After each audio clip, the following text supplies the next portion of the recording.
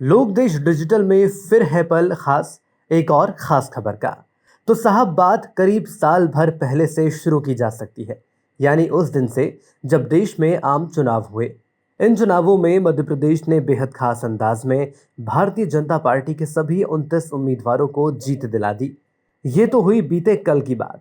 आज का मामला यह है कि भाजपा के ये सभी सांसद लोकसभा में कहीं ना कहीं कमजोर परफॉर्मेंस के शिकार नजर आ रहे हैं, क्योंकि रविवार को घोषित एक लिस्ट में इस राज्य के एक भी सांसद ने जगह नहीं बनाई है। इस लिस्ट में उन 17 सांसदों को पुरस्कार के लिए चुना गया जिनका संसद में आउटस्टैंडिंग परफॉर्मेंस रहा है। इनमें यूपी के सांसद रवि किशन, ओडिशा से भर्तृहरि महताब को संसद रत्न के लिए चुना गया। बाकी सांसदों में बीजेपी नेता स्मिता वाघ, मेघा कुलकर्णी, प्रवीण पटेल, निशिकांत दुबे, विद्युत बरण महतो, पीपी चौधरी, मदन राठौर और दिलीप शैकिया है। जबकि इस पुरस्कार के लिए शिवसेना यूपीटी के अरविंद सावंत, शिवसेना के नरेश गणपत महसके, कांग्रेस की वर्षा गायकवाड़ और डीएमके के सी एन अन्नादुरई का भी चयन किया गया है।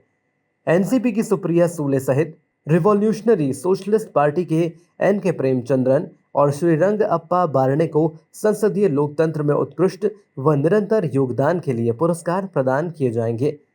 फेहरिस्त में जगह बनाने वाले भाजपा सांसद उन राज्यों से आते हैं जहां लोकसभा चुनाव में उनकी पार्टी को मध्य प्रदेश के मुकाबले कमजोर नतीजों का सामना करना पड़ा था।